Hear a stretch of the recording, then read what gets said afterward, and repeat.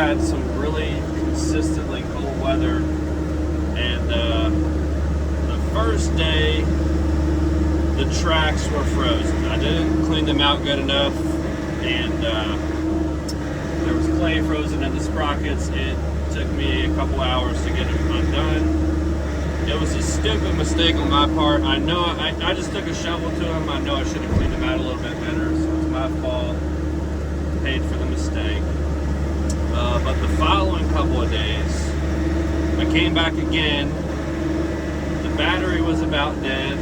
The tracks were frozen again, and I was just like, you know what? I'm not going to fight this 2 days in a row.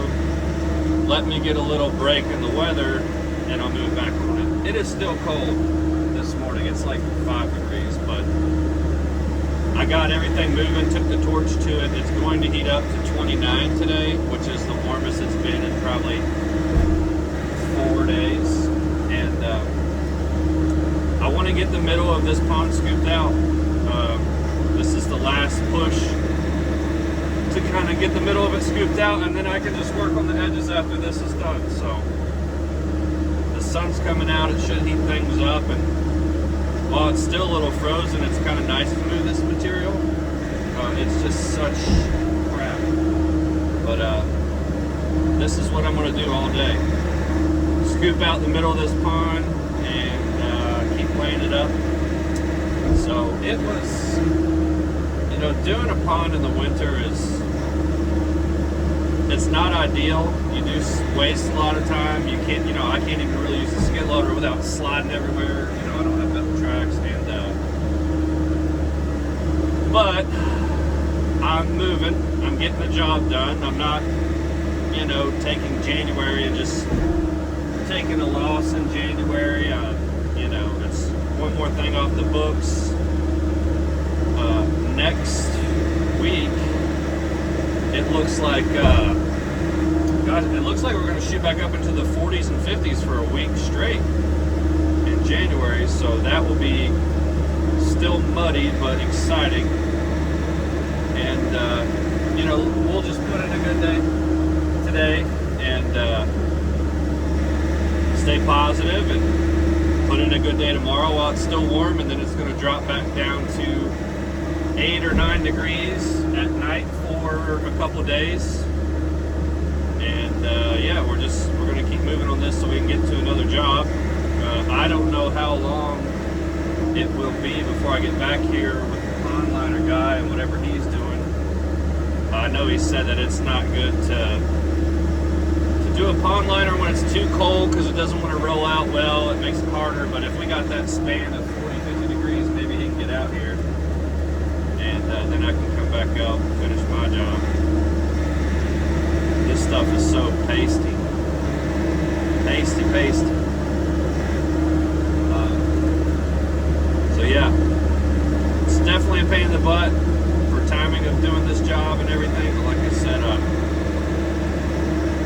you know, sometimes I think to myself, why did I do this? I made it harder. But then again, it's like, I don't have,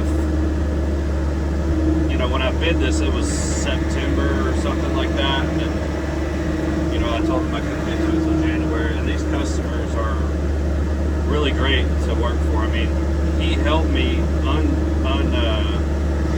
freeze the tracks with the torch up on and everything. And just easygoing people. You know, I find some of the best customers to work for. I don't know how I do, but or how we get connected. But I work for some good people, and that always helps too. And drives you to want to get done and, you know, make progression and all those other things. But yeah. And then I woke up, I had a comment, a YouTube comment this morning. Somebody said, you know, they wish they would have gotten into excavating and all that stuff. But I mean, hell, man, you can do whatever you want to do. You just got to put your mind to it. But I will say this. If you get into it thinking it's going to be easy, you got another thing coming. You know, oh, I'm sitting in a cab and operating and this and that, but it's not really that. People think it's that. I kind of thought it was that. Of course, you know, I've always made my money fairly quickly on jobs without having a lot of cab time. But when you get in jobs and you have a lot of cab time,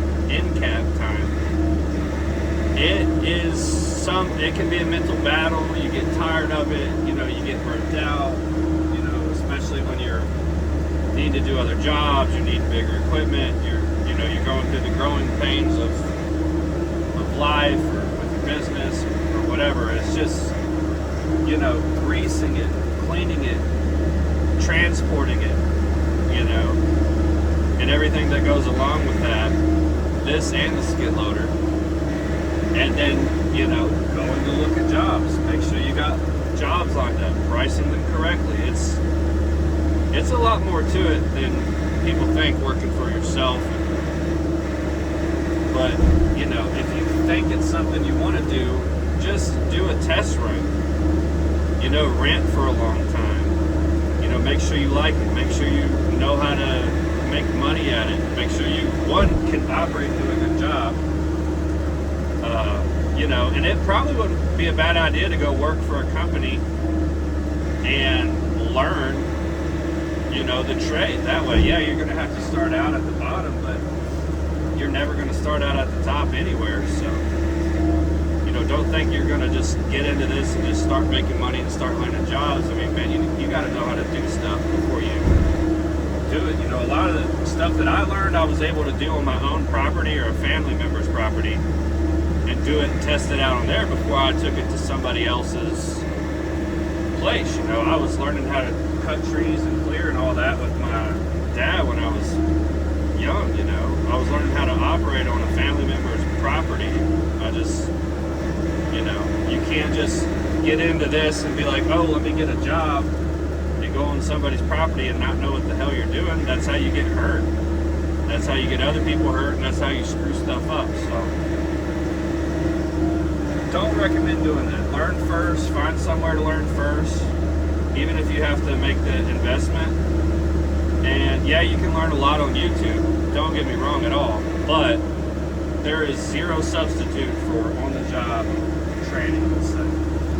I mean, every environment's different, material's different, you know, how steep, you know, it can come down to something, how steep are slopes. I mean, on some of these pond projects, the slopes are so steep going into them, you can't even get bigger equipment, and you can't even get bigger equipment in between some of these houses, or across the, you know, across the culvert, or, you know, whatever, down a private driveway. That's why I like the machine size I have.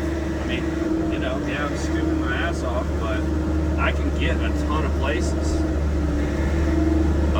and it, you know, it's a good selling point to have this size. And I got the smooth bucket on, as you can see. Somebody was like, put a bigger bucket on. Well, this is a 3-foot bucket, so this is about as big as I want to go. I don't know if you can tell, everything kind of looks smaller on video than it actually is. Like the people, you know, my tooth bucket's not small either. It's, you know, it's a 2-foot bucket. It's, you know, normal size for this, and it's deeper. People, they make like a shallow 24-inch, and then they make a deep 24-inch. So, but yeah, this one is much better. And don't you just love how stuff is not sticking in the bucket? I mean, that's probably, man, if it stays with stuff not sticking in the bucket and I can get full scoops, this is going to be a pretty good day. You can see how much I've got dug out already just from digging for a couple minutes. The problem is that I can't use the skid loader on this job just because it doesn't get any traction at all with the frost and all that stuff. Hopefully my tracks didn't freeze up while I was sitting there. No, they didn't. That's always a good feeling. Let's build a little pad out of this frozen stuff and walk out there and get a little bit more. Walk out there and get a little bit more of this clay.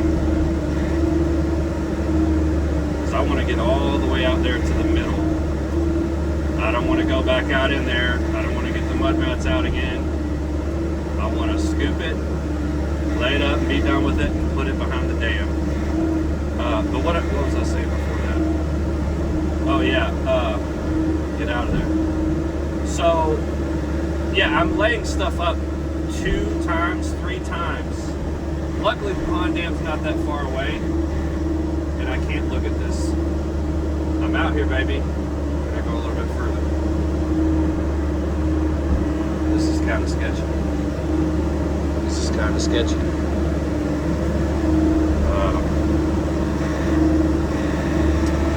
But yeah, laying stuff up a lot, putting it behind the pond dam, and that's just how I have to do it. Yes, it takes a shit ton more time, but that's okay. One bite at a time, we're gonna get the job done and roll on with our lives. Doing a good job, and it's getting toasted here. But yeah, this is gonna be a long day of this stuff, so I'm gonna try to find some good tunes and you know, keep rolling on through, and yeah, we'll see how far I get. I'll check get out of the bucket. God, that one piece. There's always one in the crowd. So yeah, I'll check back in later and see how much we're scooping. I mean, right now we are getting damn close to the bottom of the elevation here. With about 4 more feet to the right hand side, we're going to